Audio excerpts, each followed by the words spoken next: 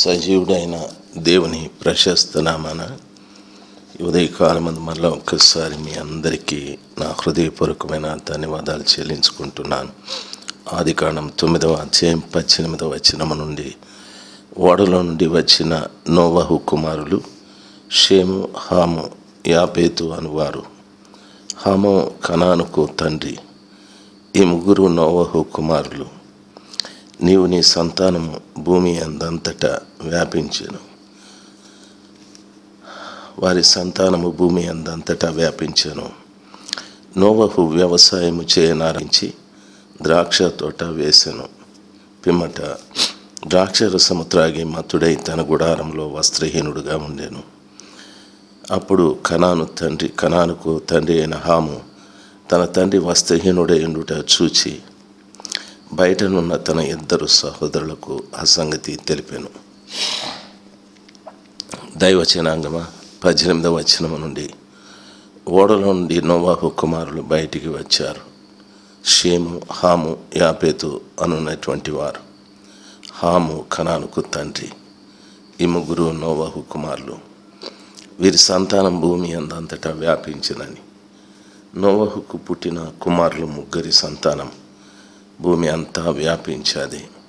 మొట్టమొదట నోవహు వ్యవసాయం చేయనారంభించి ద్రాక్ష తోట వేశాను. నోవహు అనున్నటువంటి మాటకు అర్థం ప్రేమైన వాళ్ళరా నెమ్మది అని అర్థం. ఈయన ద్రాక్ష తోట ఒకటి వేసి ఆ ద్రాక్ష తోట ద్రాక్షాల రసము త్రాగి మత్తుడై తన గుడారంలో వస్త్రహీనుడుగా ఉండెను అని వాక్యం సెలవిస్తుంది. చరిత్ర ప్రకారంగా నోవహు ద్రాక్షరసం త్రాగి వస్త్రహీనుడై తన గుడారంలో ఉన్నాడు. అయితే ఇందులో ఆత్మీయమైన సత్యం ఉంది. నోవహు పిల్లలు విస్తరించారు భూమి అందంతటా. ఒకటి విస్తరణ. చాలామంది జీవితాలలో విస్తరించడం లేదు. ఒకటి ప్రియులారా గమనించాలి, మంచితనం విస్తరించడం లేదు, చెడు విస్తరిస్తూ ఉంది. పరిశుద్ధత విస్తరించడం లేదు, పాపం విస్తరిస్తూ ఉంది. కొన్ని కుటుంబాల్లో కూడా ఎక్కువ పాపమే విస్తరిస్తుంది. కొన్ని కుటుంబాల్లో లంచగొండ్లు, వడ్డీలకిచ్చువారు, ఇతరులను మోసం చేసేవారు ఎంతోమంది కనిపిస్తూ ఉంటారు. ఆ కుటుంబంలో పాపం విస్తరిస్తూ ఉంది. ఈ రోజున విస్తరించవలసింది పరిశుద్ధత.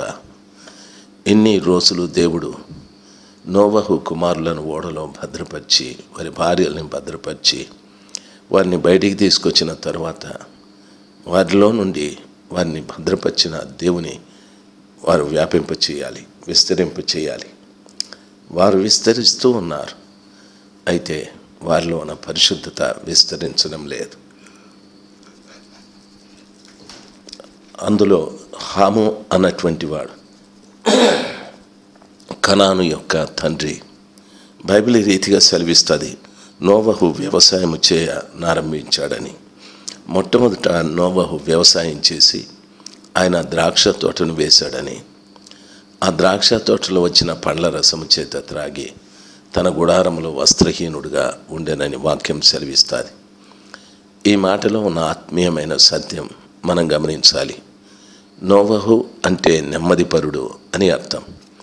ప్రపంచంలో నెమ్మదిపరుడు ఎవరు అనే ఆలోచన మనకు కలిగితే నా యేసు తప్ప ఇంకొకడు లేడు.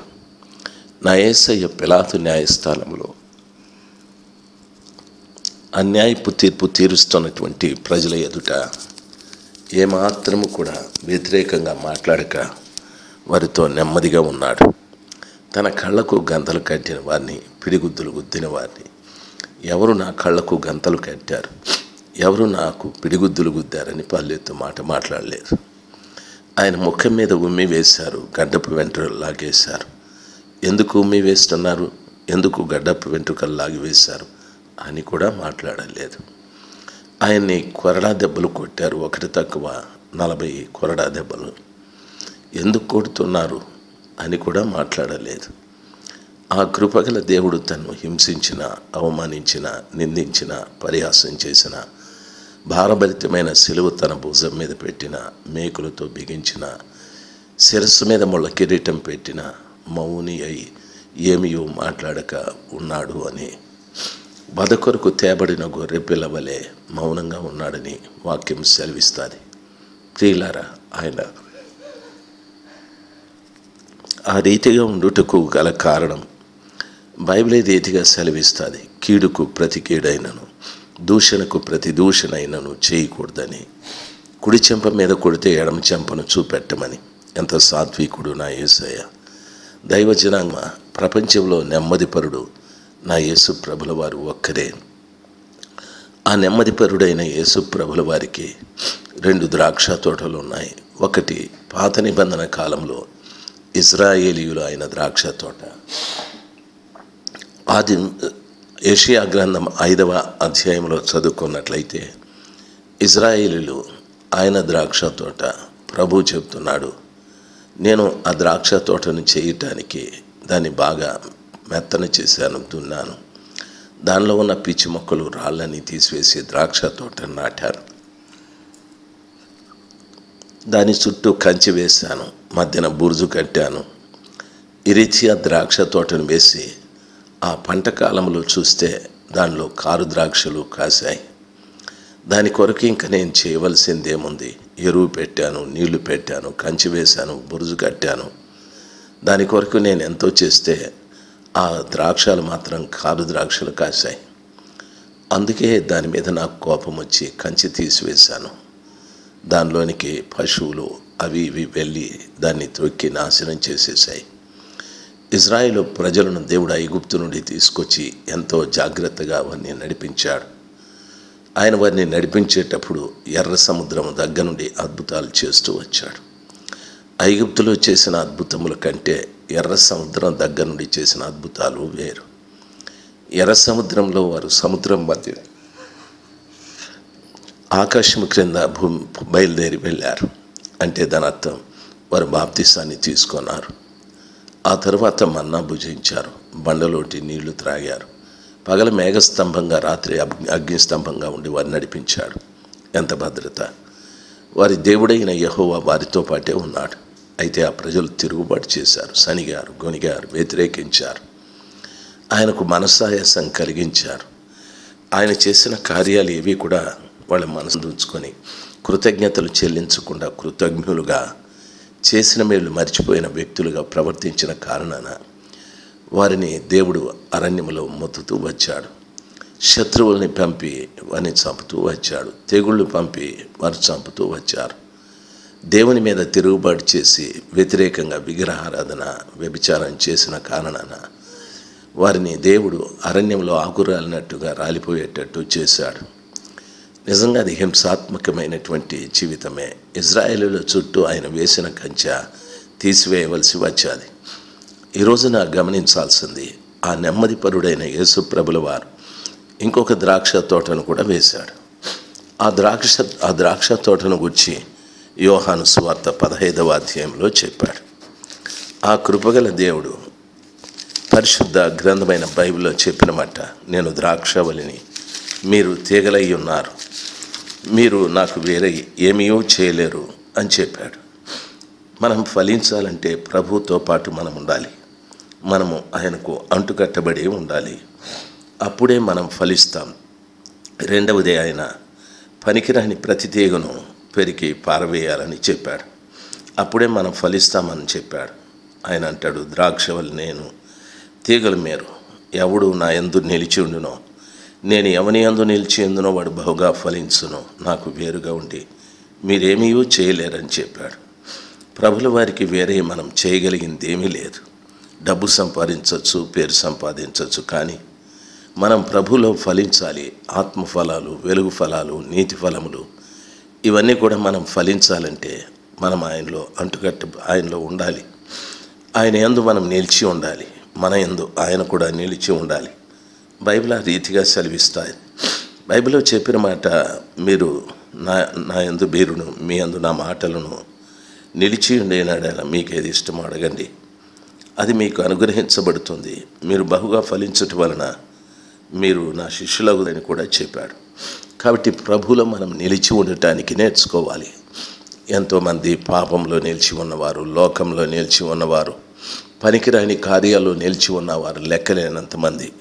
ఈ మాటలు వింటున్న మీరు ప్రభువులో నిలిచి ఉన్నారా? ఆలోచించండి. ఆయనలో నిలిచి మనం లేకపోతే గనక ఫలించలేం కదా. ఫలము లేని ప్రతి చెట్టును నరికివేయమని ప్రభుల వారు ఆజ్ఞాపించాడు కదా. కాబట్టి నోవహు దినములలో జరిగిన సంగతి ఏమిటంటే, ప్రియులారా, ఆయన ద్రాక్ష తోటను వేసి అంటాడు. యేసు ప్రభుల వారు కూడా సంఘం అనే ద్రాక్ష తోటను వేశాడు. నోవహు ద్రాక్ష తోట పండిన తరువాత ఆ ద్రాక్ష పండ్ల రసమును త్రాగి దిగంబరుడై తన గుడారంలో ఉండెను అని వాక్యం సెలవిస్తుంది.